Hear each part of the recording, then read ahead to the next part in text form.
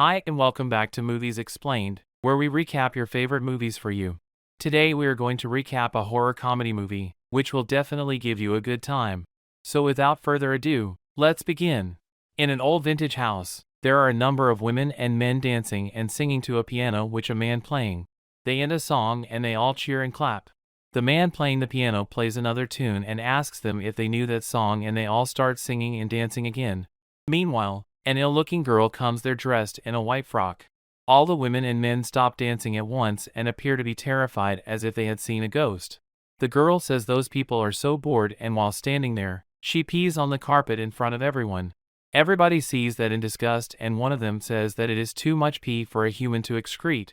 One of the women goes to her and says that she is actually sick and bends the little to her knees and starts beating her and says that she is a bad girl.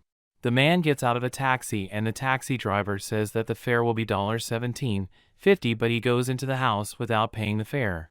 A woman opens the door and he introduces himself that he is Father McFeely. He says that he has come as fast as he can, and he then asks the woman how the little girl is doing.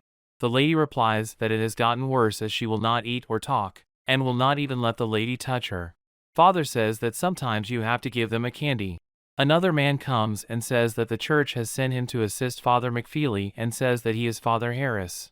Father Harris asks Father McFeely that will he like to see the girl, and Father McFeely replies that first he must have to bless this house. He goes to bathroom, and while sitting on commode he prays that the sorrows of death have compassed him and the pains of hell have got hold upon him. A housefly comes to his face, and then a number of houseflies comes and start attacking him. He asks the god to help him to release that demon. When he is able to get his feces out, he says that he is thankful to God and that God should probably hold on now. He then goes to little girl's room, and Father McFeely gets terrified and is about to run, but Father Harris gets him back and requests him to think about the child. Father McFeely comes inside the room and says that it is freezing in there and they should pray. He starts by saying that, defender of the human race, look down in pity upon this God's servant. The girl interrupts him by saying that he is a worthless piece of shit. The little girl says to Father Harris that his mother is in there with her. Will he like to leave a message? Father Harris says to his mother hiding in the little girl's blanket that will she get out of there, and her mother says that he is no fun and leaves. They again start praying, but she vomits on Father Harris and he vomits on her back, and Father Harris says that is not the part of the ritual. The girl says that to Father McFeely that he has failed and his weapons are useless against her. Father McFeely takes out the gun and apparently shoots her. 1 year later, on the campus, Shorty and Cindy are sitting outside on a bench when Cindy says to Shorty that does he thinks he will be able to make it into the class, and he replies that he sure hopes so. Cindy says that she can use the grade. Shorty says that he needs a place to stay as Mom Dukes has kicked him out, but he has learned something very important in college, the value of books, and he tears up a page from the book and starts making a cigarette. Cindy says that she feels herself geek sometimes as everybody in the school is so cool, but she is not. Shorty says that she should probably work on her dressing sense. The boys get up in the morning in the room and start making fun of each other as they have obnoxious tattoos on their backs. Brenda says to Cindy that her jacket is slamming, but she better be careful as some girl has got an amazing jacket which was stolen earlier today. She then asks which class they have then. Cindy says that it is psychology, and Brenda says that she has got the psychic powers online.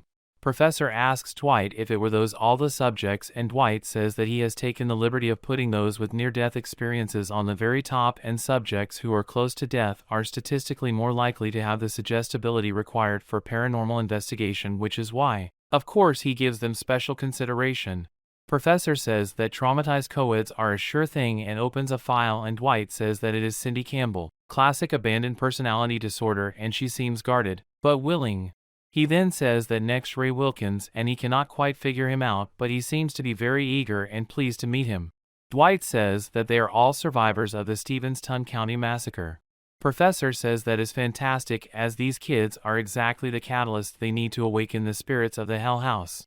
Dwight asks him exactly how are they going to get them up there, and Professor says that they will tell them that it is a part of the class and that they're participating in a study of sleep disorders and they are going to make history. They both go to the class and introduce themselves. The professor says that each of them have been carefully selected to be in that class, for which they will receive a grade of A upon completion. He further says that this year's study is insomnia, and they are going to spend the weekend together where they have established a controlled environment in which they will study their various sleep disorders. Buddy comes to Cindy in the hallway and says that she has forgotten her book back there and it looks like they are going to spend the weekend together. Cindy notices Buddy's inclination towards her and says that she is sorry and he seems like a really nice guy, but she just has got out of a really bad relationship. Buddy says that they can be friends and Cindy agrees. Cindy gets into her car and goes to a vintage house as she is instructed by Professor during the class. She knocks at the door and she hears screams coming from inside the house. She looks here and there and sees a man Hanson there who has one very short hand. They both are as caught off guard and start screaming, and after some moments Hanson says that he is sorry and has he frightened her. She introduces herself and says that she is there with Professor Oldman's group.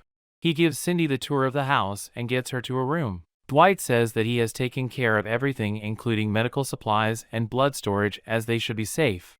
Professor asks him are those cameras all throughout the house and he replies that yes, as he thinks that will be the best. Hanson comes to Professor and says his guests have started to arrive and the supper shall be served shortly.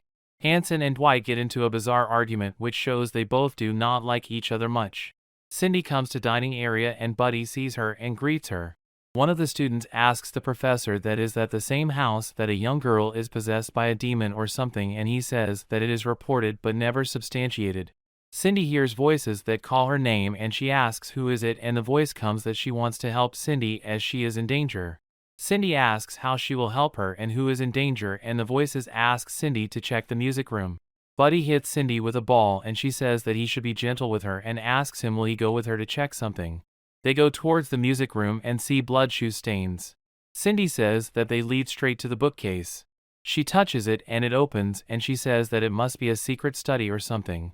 She takes a newspaper that says Hugh Kane and his mistress are murdered in this house. Buddy shows a painting and she looks just like Cindy. Cindy becomes happy to hear that and says it must be his wife. She sees a chest there and asks Buddy to get it and they both leave. Cindy is in her room when she is attacked by a black cat. The cat breaks a bottle and tries to hurt Cindy.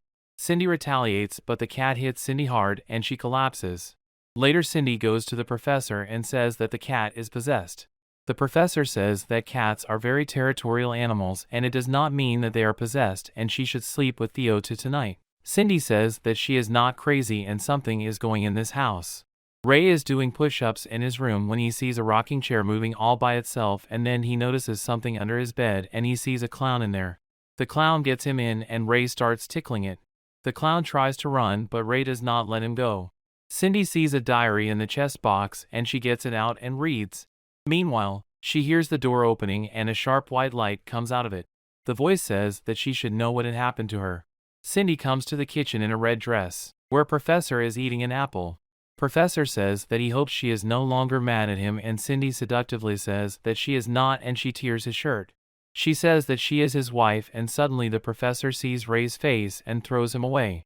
Cindy comes to her consciousness and says that she has been reading her diary and gets that red dress in her closet. Ray says that he comes into the kitchen to get a banana. On the other hand, Shorty waters a plant in his room and it grows to the whole room in a matter of seconds. Brenda and Buddy come to the room and the plants are sucked out from the window suddenly. They all sit together and say that many weird things are happening in the house and the professor has not let them know that. Cindy tells them whatever has happened to her last night. Buddy goes to talk to the professor when he overhears the professor and Dwight talking. Dwight says that they should probably stop the experiment, but the professor disagrees and hand overs him the keys of the house and leaves. Buddy goes to others and tells them everything he has heard and he tells that the professor has given Dwight the keys. Theo says that she will get the keys and she comes to Dwight and flirts with him. A beautiful woman ghost in white clothes asks the professor to follow her and he does. Later, everyone hears a scream of the professor and everyone gathers in the hall to leave, but suddenly all the doors and windows get close. Dwight asks them to come to the laboratory and asks them to lock the door. Dwight says that they have to destroy him by using guns and thermal goggles. He asks them to split up, but Brenda says that they should stay together. Buddy and Cindy come together and she sees ashes in a room. She digs in the ashes and a skeleton gets up from there. Cindy and Buddy decide to split up to distract it and Buddy hugs him and Cindy says that she loves him and there is a tag on Cindy's shirt that says to kill her. She gets to Brenda and she says that it is just a skeleton and takes off his head and dismantles it. The skeleton runs off. Meanwhile, Buddy comes to them and they realize that he is possessed. Brenda runs away and Cindy tries to shoot the ghost, but the beautiful woman ghost comes to Shorty and they start messing around. Buddy says that he never has a friend that takes care of him the way she does. He says that he wants to take this friendship a little further and Cindy says that she is thinking the same, as it can be the last night of them alive. Buddy thinks that she is ready to get intimate with him, but Cindy says that she always wants to walk on the moon. They hear the voice and notice that the ghost is in there. The ghost gets them in a room and locks them. Dwight falls off the stairs and asks Theo to cover him. Theo asks him to let her help him, but he denies. Theo leaves and the ghost on a wheelchair follows Dwight and Dwight tries to shoot him but fails. They both decide to have a race and Dwight falls out of the window. Hanson comes to save him, but he does not agree on holding his little hand and falls to the ground. Cindy looks for the stuff to get out of that room and is able to get out of there. She meets Ray and asks him to go to Buddy. She comes to the kitchen and sees Ray there high on drugs. Brenda and Theo come there and they start fighting Hanson as he is possessed. They notice something happening to Hanson and just then Buddy comes there and gets the girls out of there. Dwight says that one has to go to upstairs and Cindy volunteers to go there. Buddy calls out her name and she says that he should not stop her as the ghost wants her. He says that he is just about to say after her death, can he keep her computer? Cindy goes there and says aloud that she is not afraid anymore and he should come out. The ghost comes out with a bang and Cindy starts screaming. Dwight has set a machine to kill the ghost, but he cannot use that as Cindy is standing on it as well. Ray, who has Dwight tied to his back, runs to save Cindy and gets her away from the machine, and Buddy manages to turn on the machine.